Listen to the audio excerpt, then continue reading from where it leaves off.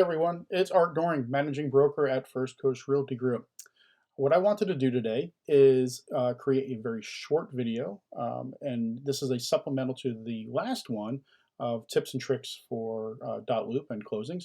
I know the last one was extremely dry and long, so let's see what we can do and shorten that up a little bit, be a little bit more specific, and help everyone get clean closings and clean files.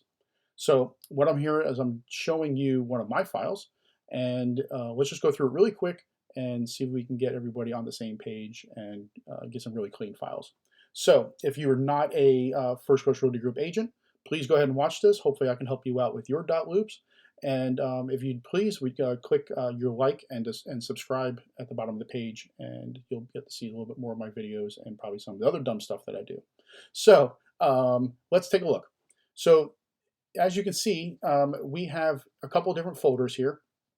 What I do is I create a separate folder and for closings, and I just name it necessary docs. Now you can name it whatever you want, but what it does is it goes ahead and segregates the items that I want to submit for review and takes away all the miscellaneous stuff that was put into the file, extra things that just don't need to be reviewed.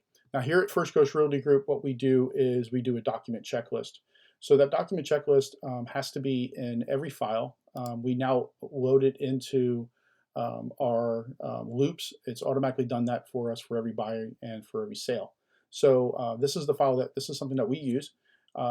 We have items that need to be in the file no matter what, and then we have items that could be in the file, and if they pertain to the file, then we ask that they're check marked and added to it. So the only items that need to be in the file for review are the check marked items. So if it's not checked, we don't need to review it. Now the items in red 100% have to be in the file. So very, very, very rarely will we not have something that's in red. Sometimes, you know, like there was a binder, it was a very small deal and there was no binder, that's fine. But we need to make a notation of that there was no binder receipt. Seller property disclosures or release 100% have to be in the file for every single deal, even if it's vacant land here in Florida. So if you don't have a seller's property disclosure, please get your client to sign that there was a release on the buying side. And hold harmless for First Coast Realty Group, we have a hold harmless that we always need to get our client to sign no matter what. We cannot close the file until this is done. So please make sure you have a hold harmless in there. Now, the other side we always try to get signed, but we understand that we can't force them to sign our hold harmless, but we need to make a notation in there that that we tried and just put refused. And then the purchase of sale agreement, of course. So let's jump back real quick and let's take a look. So as you can see, the only items are in here are items that were on that document checklist. So very quickly, some of the things that we're noticing is that our purchase sale agreements we're missing maybe an initial sometimes if something was changed, but the very bottom we're noticing that some agents are not putting in all of their information or the other side's information. You know, you got everything signed, but that other agent just didn't put in their broker information or phone numbers or something like that. If we get audited, all that stuff has to be in there. If you worked both sides of the deal, then your information would be on both sides, not just one. If we get audited, you know, 2 years from now, nobody knows that you work both sides. You're not going to remember after all the deals that you've done. So we want to make sure that everything's documented. One of the rules is if you don't document it, it didn't happen. So let's make sure that everything is in there. Your hold harmless we talked about, and your HOA, seller's property disclosure, like I said, all that stuff needs to be in there. Any amendments. Now, what we don't need is anything that's extra. So like I said, if it's not in that document checklist, we don't need to review it. So let's put everything else down there. Your proof of funds, don't need to see that. Any lender required documents that had to get signed, don't need those, okay? Your inspections, don't need those.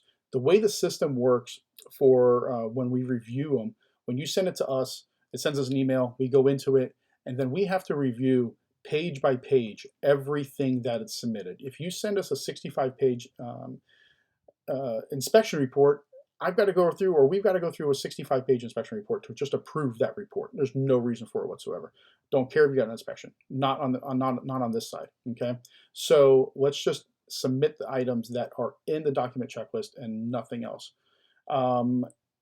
as you can see, and what I mentioned in one of my other videos is that I renamed them for simpler. You got like this huge, long description of what it is. Okay, we know that it's an HOA. Okay, and then I go ahead and once I personally review my own file, I put signed next to every one of my things. It's just my thing. You don't have to. It is a notation for me as the agent that I know that this HOA is 100%. I've looked at it 5 times.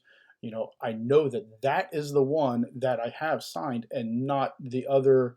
Here's my old seller's property disclosure down here. Here's my old HOA that I didn't get signed. It's the stuff that's only half signed. So I know that this is the proper copy because I put signed into it. So please, we do keep track of when agents submit things and they're in like submit a file and it's missing items. We're not trying to micromanage or get anybody in trouble. It's just for our training purposes, so we can do videos like this and get everybody up to speed and make sure that we are closing on time and we're not missing any documents and everybody's having a very happy life because everything was done way beforehand. So please keep up on your files.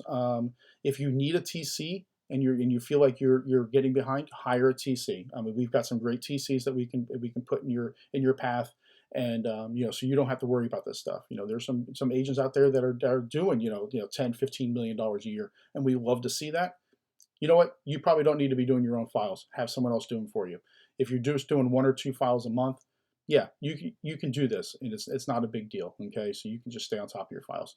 If you guys need anything whatsoever, I ask that you call me, text me, email me, smoke signals, knock on my door, anytime, day or night. I'm always here for you guys.